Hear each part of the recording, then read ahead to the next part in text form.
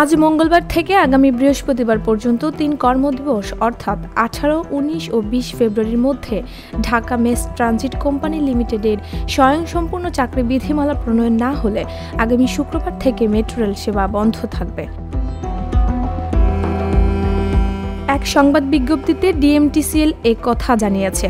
এতে বলা হয়েছে ১৩ ফেব্রুয়ারি গণমাধ্যমে প্রকাশিত সংবাদ বিজ্ঞপ্তি অনুযায়ী প্রতিষ্ঠানটিতে সরাসরি উন্মুক্ত নিয়োগের মাধ্যমে নিয়োগপ্রাপ্ত স্থায়ী কর্মকর্তা কর্মচারীদের চাকরি বিধিমালা প্রণয়নে জোরালো দাবি জানানো হয়। এর পরিপ্রেক্ষিতে গতকাল সোমবার পর্যন্ত প্রতিষ্ঠানের ঊর্ধ্বতন কর্তৃপক্ষ খসড়া চাকরি বিধিমালার উপর বিশদ আলোচনা করে ও খসড়া চাকরি বিধিমালা সংশোধন সাপেক্ষে দ্রুত বোর্ড মিটিং আয়োজনের মাধ্যমে স্বয়ংসম্পূর্ণ চাকরি বিধিমালা প্রণয়ন করবে বলে আশ্বাস দেয়। বিজ্ঞপ্তিতে আরও বলা হয়, সড়ক পরিবহন ও সেতু মন্ত্রণালয়ের উপদেষ্টার নির্দেশনা মোতাবেক স্বয়ংসম্পূর্ণ চাকরি বিধিমালা প্রণয়ন করার নির্দেশনা দেওয়া হয়।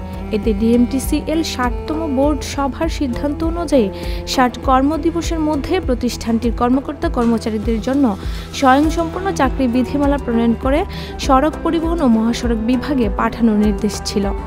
তবে প্রায় ৫ মাস পর হলেও আজ অবধি তা প্রণয়ন করা হয়নি। স্বয়ংসম্পূর্ণ চাকরি বিধিমালা না থাকায় ডিএমটিসিএল এর ২০০ জনের বেশি দেশি ও বিদেশি প্রশিক্ষণপ্রাপ্ত দক্ষ কর্মকর্তা ও কর্মচারী চাকরি থেকে ইস্তফা দিয়েছেন। এতে মেট্রো রেল পরিচালনা ও রক্ষণাবেক্ষণ হুমকির মুখে পড়ার আশঙ্কা তৈরি হয়েছে।